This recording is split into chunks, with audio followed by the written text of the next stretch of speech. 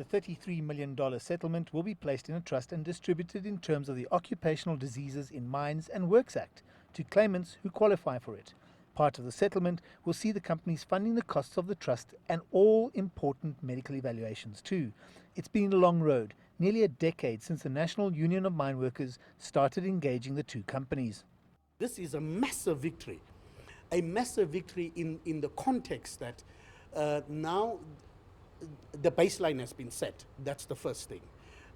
Any individual that wants to come into the trust has to follow the baseline in terms of monetary value. Secondly, it is an opportunity now for all these companies to see whether you allow the litigation or you don't allow the litigation, you are going to be held liable. That's the reality. Relieved, really, mostly, that it has come to a point where our clients can get some compensation. I don't know if you know how this has been going on for quite some time, and it's a huge relief for me that some of the clients will be compensated in their lifetime. It's been a long road for them, and I'm happy that it's come to an end.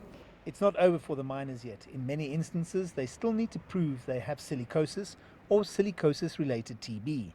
There's a statutory requirement that all ex-miners should be examined every 2 years. However, a large proportion of these miners, some 2,000 in the Eastern Cape and 1,000 in Lesotho, have a problem.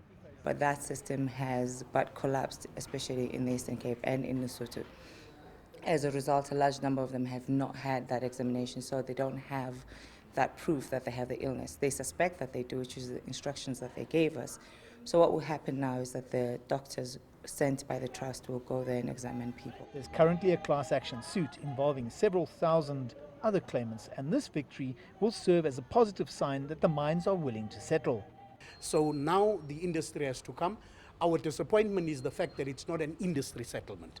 It is individual settlements, but here's an opportunity created for an industry settlement. Whatever industry-wide settlement that can come about will be a welcome, because that would be such a relief, and it would help a lot of the ex-mine workers. Whatever the outcome, 4,500 ex-mine workers and their families are set to be compensated. African, not South African, African mine workers do not have the dignity to provide for their families because they are living in abject poverty and in pain and suffering. And now this is an opportunity to address that need, for them to regain their dignity. This is good news for miners, especially those who have left families behind. And it also sends a very clear message out to the mining sector about the past, the present, and more importantly, the future. I'm Angelo Coppola for CCTV in downtown Johannesburg.